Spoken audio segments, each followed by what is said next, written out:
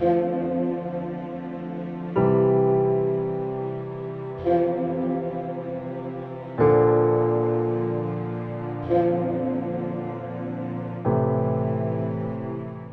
مقدس میں سے ہمارے لیے آج کی تلاوت مکاشفہ کی کتاب اس کا 11واں باب 19ویں آیت اور اس کا 12واں باب پہلی 6 آیات اور اس کی 10ویں آیت۔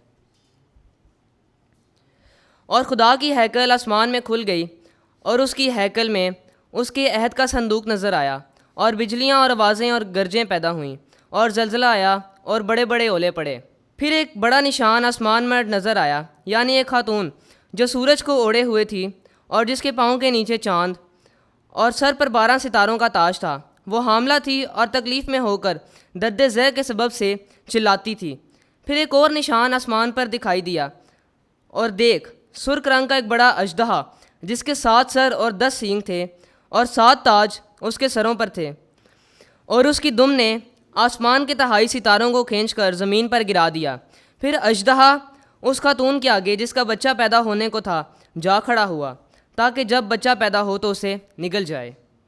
اور اس کے ہاں نرینہ فرزند ہوا جو لوہے کی عصا سے سب قوموں پر حکومت کرے گا، اور اس کا فرزند خدا اور اس کے تخت کے پاس تک اٹھا لیا گیا۔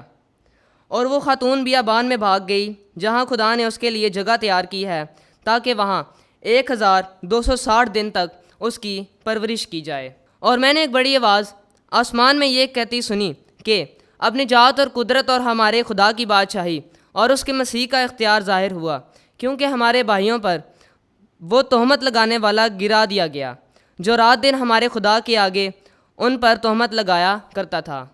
پاک کلام کا پڑھا جانا اور سنا جانا ہم سب کے لیے باعث برکت ہو۔ خدا کا شکر ہو۔